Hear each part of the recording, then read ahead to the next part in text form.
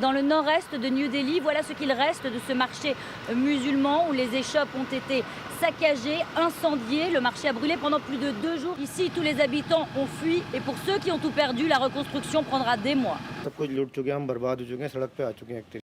Regardez, tout est détruit. Je ne sais pas qui nous a attaqués.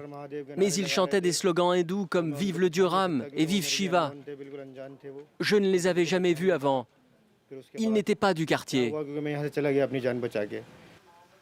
Il s'agit de l'un des pires embrasements de la capitale indienne depuis des décennies, avec des destructions côté musulman, mais aussi côté hindou, comme cette station-service carbonisée. Les relations entre hindous et musulmans ne seront plus jamais les mêmes. Il n'y a que le gouvernement qui puisse agir, mais ils doivent être très durs et punir les responsables pour que ça n'arrive plus. Ce sont les musulmans qui nous attaquent. Nous, on ne fait que se défendre. On est plus d'1 milliard, donc si on les persécutait vraiment, on pourrait les exterminer. Mais c'est la minorité musulmane qui a été le plus touchée par ces violences. Cette mosquée était encore en feu il y a quelques heures. L'attaque serait survenue durant la prière et l'imam n'aurait pas survécu selon les habitants du quartier.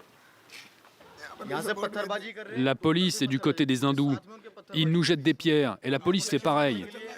Quand notre député a essayé d'appeler le chef de la police de Delhi pour demander de l'aide, personne ne lui a répondu. Résultat, notre mosquée a été brûlée et les gens tabassés, parfois à mort. Dans ce quartier, ces troupes paramilitaires sont arrivées près de 48 heures après le début des violences ici.